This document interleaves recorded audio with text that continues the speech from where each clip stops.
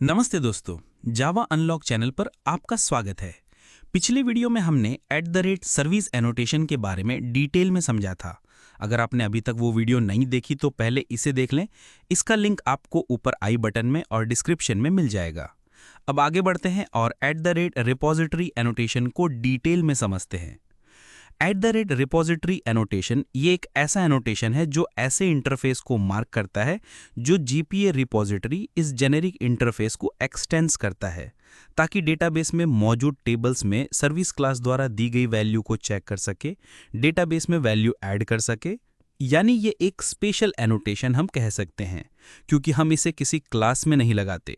जैसे हम @controller, @service ये एनोटेशन किसी कंपोनेंट क्लास में लगाते हैं, वैसे @रिपोजिटरी को हम किसी क्लास में नहीं लगाते। इसके लिए हमें एक इंटरफेस ही बनाना पड़ेगा जो जीपीए रिपोजिटरी इस इंटरफेस को एक्सटेंड्स करता हो। ऐसा क्यों है ये समझ लेते हैं। रिपोजिटरी इस एनोटेशन को स्प्रिंग ने मार्क किया है डेटाबेस से बातचीत करने के लिए। यानी ये एनोटेशन स्प्रिंग जहां भी देखेगा समझ जाएगा कि ये एक इंटरफेस जो डेटाबेस के साथ बातचीत करेगा, यानी डेटाबेस टेबल्स में मौजूद वैल्यू चेक करेगा। साथ ही ये जीपीए रिपोजिटरी इस जेनेरिक इंटरफेस के साथ मिलकर डेटाबेस ऑपरेशन परफॉर्म करेगा। यानी आप इस एनोटेशन को किसी क्लास में नहीं लगा सकते। इसके लिए आपको इंटरफेस ही बनाना पड़ेगा। मुझे लगता है कि आप समझ गए कि रिपोजिटरी कंपोनेंट एक इंटरफेस होगा जो जेपीए रिपोजिटरी इस पेरेंट इंटरफेस के साथ मिलकर डेटाबेस ऑपरेशन परफॉर्म करेगा। मैं आपको इसे और डिटेल में समझाना चाहता हूं ताकि आप अच्छे से समझ पाएं। सर्विस क्लास रिपोजिटरी को @ऑटोवाइड के जरिए इंजेक्ट करता है और डेटाबेस में स्टोर वैल्यू को चेक करने के लिए और डेटा को स्टोर करने के लिए रिपोजिटरी के पास भेज देता है। यह हमने सर्विस एनोटेशन के वीडियो में जाना है। अब जानते हैं कि रिपोजिटरी एनोटेशन लगाया हुआ ये इंटरफेस करता क्या है।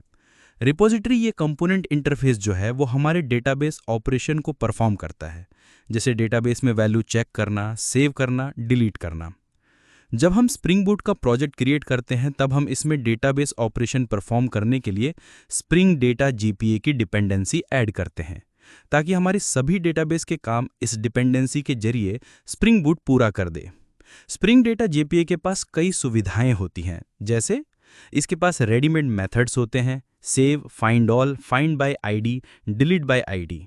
यहाँ एसक्यूएल या जेक्यूपीएल क्वेरीज लिखने की जरूरत नहीं पड़ती। ये ऑटोमेटिकली क्वेरी डेरिवेशन पे काम करता है। पेजिंग, सॉर्टिंग, डिराइव्ड क्वेरीज के लिए ऑटो कॉन्फ़िगरेशन करने का काम भी करता है। डायनेमिक तरीके से प्रॉक्सी को रन टाइम इंप्लीमेंट्स करता है। बॉयलरप्लेट कोड को कम कर देता है। अब हम डिटेल में समझते हैं कि हम रिपोजिटरी को इंटरफेस क्यों बनाते हैं। जबकि हम प्रोजेक्ट में डेटाबेस ऑपरेशन के लिए स्प्रिंग डेटा जेपीए डिपेंडेंसी का यूज करते हैं और स्प्रिंग डेटा जेपीए ये dependency JPA repository user long को होल्ड करता है, जो एक जेनेरिक इंटरफेस है। इस जेनेरिक इंटरफेस के पास डेटाबेस ऑपरेशन के लिए कई मेथड्स होते हैं, जैसे CRUD मेथड्स के लिए save, find by ID, delete और अन्य मेथड होते हैं। सॉर्टिंग मेथड्स के लिए फाइंड ऑल, सॉर्ट ये मेथड होता है। पेजिंग मेथड्स के लिए फाइंड ऑल, पेजेबल ये मेथड होता है। यानी हम कह सकते हैं कि ये जेपीए स्पेसिफिक मेथड्स होते हैं जो हमारे प्रोजेक्ट के साथ डेटाबेस ऑपरेशन के लिए जिम्मेदार होते हैं, और स्प्रिंग बूट इसके साथ लूजली कपल्ड बॉन्डिंग बनाकर काम करता है। ऐसे में अगर हम रिपोजिटरी को क्लास बनाएंगे तो स्प्रिंग बूट जेपीए रिपोजिटरी के मेथड्स को ओवरराइड या प्रॉक्सी नहीं कर पाएगा। इस जेनेरिक इंटरफेस को हमें इंप्लीमेंट्स करना पड़ेगा और इसके सभी मेथड्स को मैन्युअली ओवरराइड करना पड़ेगा, और बाकी सब काम भी मैन्युअली करना पड़ेगा, जो आपके लिए टीडीएस और एरर प्रोन हो जाएगा। आपने जावा सीखी है, इसलिए आपको पता होना चाहिए जब हम किसी क्लास में कोई इंटरफेस इंप्लीमेंट्स करते हैं और जब किसी क्लास में कोई इंटरफेस इंप्लीमेंट किया जाता है तो इंटरफेस के मेथड को भी मैन्युअली ओवरराइड करना पड़ेगा। साथ ही ओवरराइड किए हुए मेथड में हमें कोड भी मैन्युअली लिखना पड़ेगा। यानी आपका काम बढ़ जाएगा। ये हमारे प्रोजेक्ट के लिए एक सरदर्द बन जाएगा। लेकिन स्प्रिंग ऐसे काम नहीं करता। वो हमें कई तरह की सुविधा प्रदान करता है। डेटाबेस बनाने से लेकर डेटाबेस में प्रोजेक्ट के हिसाब से टेबल्स भी क्रिएट करके देता है। ये काम डिपेंडेंसी के जरिए होता है और स्प्रिंग बोट इसे ऑटोमेटिकली मैनेज करता है। और ये सब मैनेज करने के लिए स्प्रिंग को एनोटेशन की जरूरत पड़ती है, ताकि क्लास या इंटरफेस के कामों को पहचाना जाए। और जब हम स्प्रिंग डेटा जेपीए डिपेंडेंसी का यूज़ करते हैं तो डेवलपर का काम है कि एक ऐसा इंटरफेस बनाया जाए जो जेपीए रिपोजिटरी जैसे जेनेरिक इंटरफेस को एक्सटेंड्स करे ताकि उसके मेथड को लेकर spring automatically database operation perform कर सके। पिछले वीडियो में हमने देखा था कि सर्विस क्लास में हम @AutoAdd एनोकेशन के जरिए रिपोजिटरी कंपोनेंट इंटरफेस को इंजेक्ट करता है और जब किसी पेज पर डेटाबेस से वैल्यू चेक करनी हो या डेटाबेस का कोई ऑपरेशन परफॉर्म करना हो तो इसका यूज़ करते हैं। यानी जब सर्विस क्लास से डेटाबेस ऑपरेशन परफॉर्म की कॉल आती है तो रिपोजिटरी इंटरफेस सबसे पहले स्प्रिंग डेटा जेपीए और हाइबरनेट के साथ मिलकर एंटिटी क्लास से टेबल मैपिंग करते हैं। अगर एंटिटी क्लास गलत है या टेबल मैपिंग गलत है तो एप्लीकेशन कंटेक्स्ट बूट होने पर ही एरर मिल जाता है। और अगर सर्विस क्लास द्वारा रिक्वायरमेंट के टेबल एंटिटी क्लास में बने हैं तो फिर रिपोजिटरी इंटरफेस सर्विस क्लास द्वारा दिए गए निर्देशों के अनुसार ऑपरेशन परफॉर्म करके रिजल्ट सर्विस क्लास को दे देता है। तो इस तरह से रिपोजिटरी इंटरफेस काम करता है।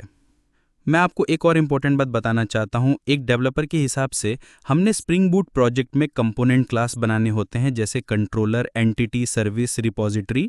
और आप ज़्यादातर यही देखते हैं कि कंट्रोलर के क्लास को कंट्रोलर का ही नाम दिया है, जैसे user controller, login controller, register controller. उसी तरह सर्विसेज क्लासेस को user service, login service, repository interface को यूज़र रिपोजिटरी या लॉगिन रिपोजिटरी, इस तरह से। लेकिन क्या ये ज़रूरी है? तो मैं आपको क्लियर कर देता हूं कि ऐसा कुछ जरूरी नहीं है।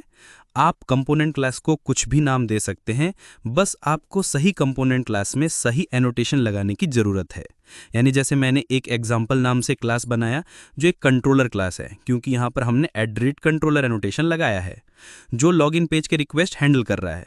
तो आप गलत नहीं हैं। आगे बढ़ते हैं और हम इसका एक एग्जाम्पल देखते हैं और समझते हैं कि हमें रिपोजिटरी इंटरफेस कैसी बनाना है। ये हमारा एक यूज़र रिपोजिटरी कंपोनेंट इंटरफेस है जो ईमेल के आधार पर यूज़र को ढूंढता है। यहाँ पर आपको @रिपोजिटरी एनोटेशन लगाना अनिवार्य है, तभी इसे स्प्रिंग एक रिपोजिटरी कंपोनेंट से मार्क करेगा। दोस्तों, रिपोजिटरी एनोटेशन को आप अच्छे से समझ गए होंगे। फिर भी आपको कोई दिक्कत आ रही है तो मुझे कमेंट में ज़रूर बताएं। अगले वीडियो में हम @एंटिटी एनोटेशन के बारे में डिटेल में जानेंगे। अगर आपने अभी तक मेरे चैनल को सब्सक्राइब नहीं किया है तो जल्दी से इसे सब्सक्राइब करें। मिलते हैं अगले वीडियो में।